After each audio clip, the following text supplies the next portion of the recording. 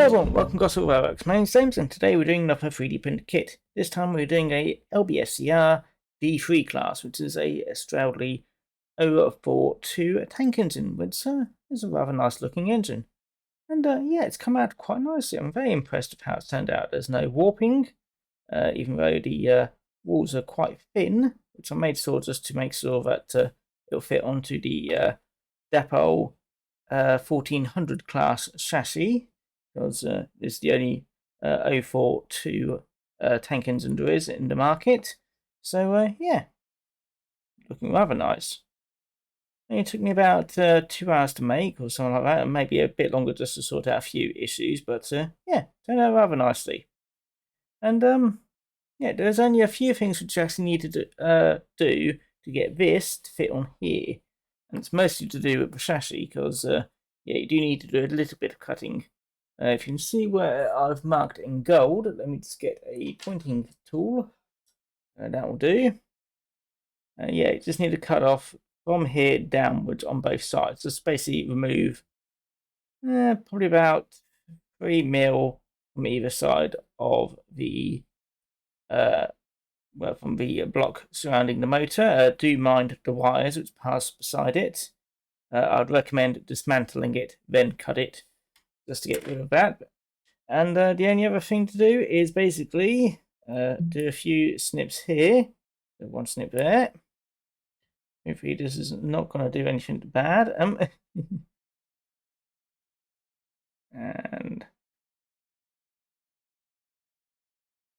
there we go, just to expose that wheel. Ooh, there we go. It seems alright. Making sure it's fine. And yeah, the reason we're doing that is because well, the D1 class does not have any outside axle boxes for the rear wheel. So yeah, we just need to remove these. It's probably actually might just down. There we go.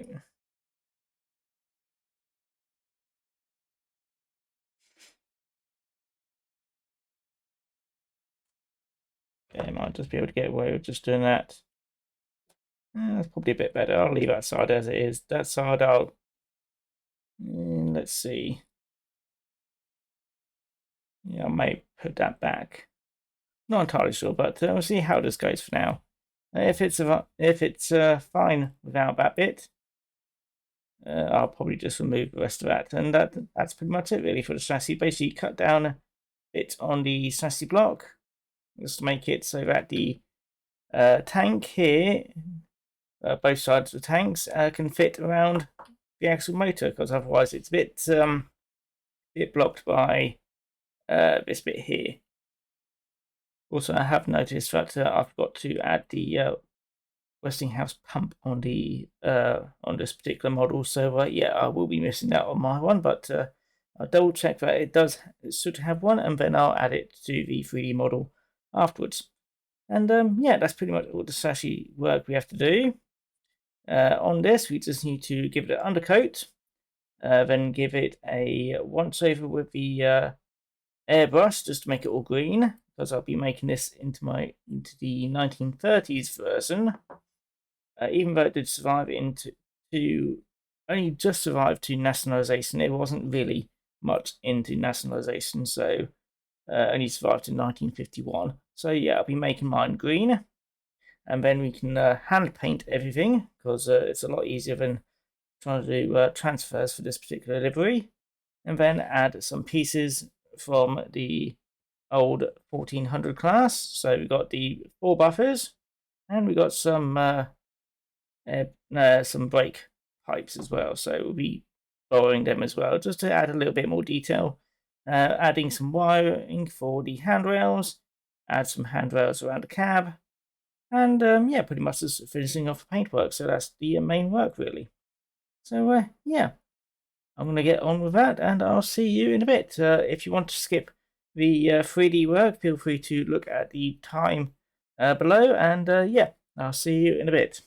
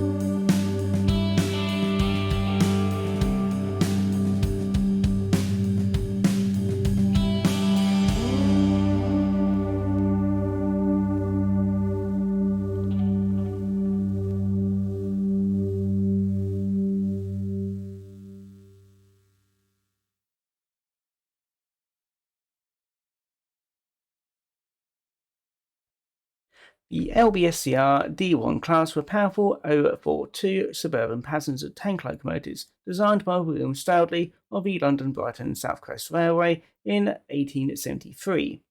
They were originally known as D-tanks but later reclassified as Class D1. Members of this very successful class survived in service until 1951. The class were the mainstay of the LBSCR outer suburban services for 20 years, until gradually replaced by R.J. Billington's D3 Class 044 tank engines in the mid-1890s. Thereafter, they were used on a variety of secondary passenger and occasionally freight services throughout the railway. The first locomotive was withdrawn in December 1903, but many of the locomotives were still in good condition and popular with the engine crews. There were 84 D1 locomotives surviving in December 1922 out of a grouping of the railways of Southern England to form the Southern Railway. The class continued to find useful work on secondary services throughout the new railway, often in preference to far newer locomotives. During the Second World War, 6 surviving examples were loaned to the London, Midland and Scottish Railway and served in the north of Scotland.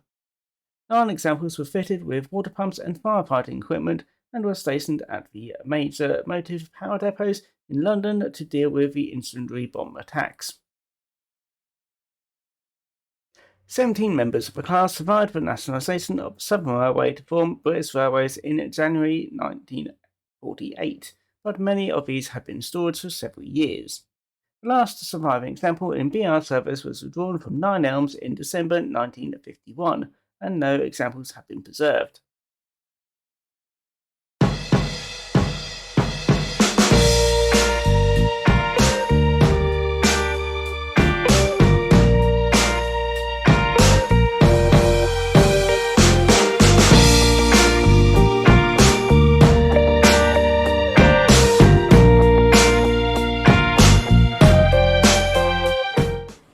Right, here we are with the D1 class now on one out, and it's looking rather nice. Have coupled it up with a LSWR 48-foot coach just to complete the look, really, because this did used to be a Dapol 1400 class with a auto coach, but I don't have an auto coach anymore, so yeah, here's a 48-foot coach to go with it. But yeah, it's looking quite nice. A few things that I do have to mention is that I didn't have enough twos for the number, because it is meant to be 2699. However, I don't have any twos, so you just have to pretend it's a little B at the top there. So it's B699 till I can get some extra twos. So just pretend it's there. But yeah, that's it. That's the body looking quite nicely, but I do have to mention a few things. First of all, for the bit of plastic which is around the rear wheel, I did end up removing all of that. You didn't actually need all of that, because first of all, the reason why my wheel was a bit wobbly, because the screw at the back wasn't quite screwed in all the way. So yeah, tightened it up and it seems to run quite nicely now. Another thing which you have to do, well, obviously you have to remove some metal around the motor so that the tanks can fit on quite snugly. That didn't take too long. Actually, it was a better part of the day. A bit of fluff.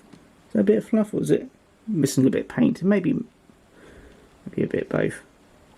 I'll have a look at that later. But yeah, you do need to remove a bit of, I want to say a big chunk, not a big chunk, but a fair amount of material around the rear of the motor on either side. Then the body will snugly fit on. And one last thing is the splashes here. On the inside you may need to give them a bit of file, because otherwise they're not quite giving enough clearance for the wheels to go round. So yeah, just need a little file like this, and then you can clear out that. It may be editable on the file, the computer file that is, but it may be a bit too much. I don't like editing too much on the file unless it's something big and major. But it could also just be that when printing it, the outside prints fine, but the inside is always a bit not as clean and maybe a bit rough, so that could just be another thing. But either way, let's have a look at it going round. So let me just give a quick close-up view of it first. That's looking quite smart, isn't it? Despite the fact that my painting not turned out too badly. So yes, let's give it a quick run round. Just to mention, this is still a Dapol 1400 class, so pretty much just expect what the usual 1400 class running qualities. So yeah, let's have it go around. And it seems to run quite smoothly. Does like to stutter a bit at low speed, but the coats hopefully will stay on. Yes, it will. Sometimes the coaches do like to pop off, especially if I made them. And there it is, coats and all. And that's looking rather smart.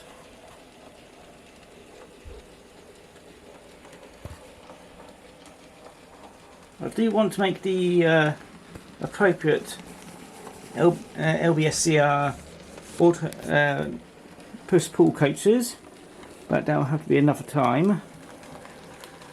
But yeah, that's it. Look really nice with them.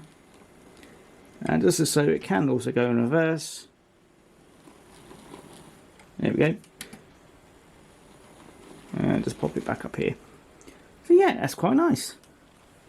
And yeah, that's not going to be too expensive either, because you can still get Dapol 1400s for probably about £60–70 nearly £6, but that'll be very amazing. I'll be buying them all then. But yeah, it's not that expensive chassis.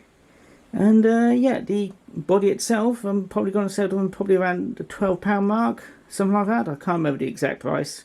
I worked it out on the computer, but yeah, £12. At most about £80–90 for a small little engine.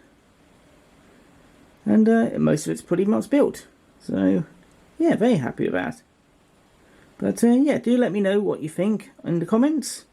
And that's going to be it for me, because it's a rather warm day and I need to varnish the engine, because I was going to varnish first, but then I thought I'll record it first, then I'll varnish later. It takes quite a while to dry, so I'm going to have to be a bit careful removing the body so I don't ruin the transfers.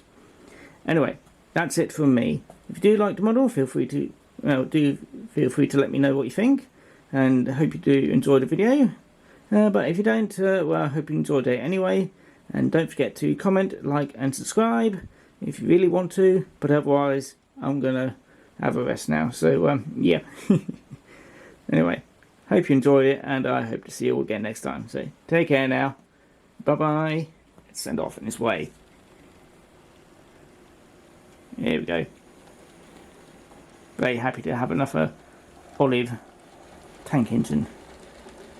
Take care now.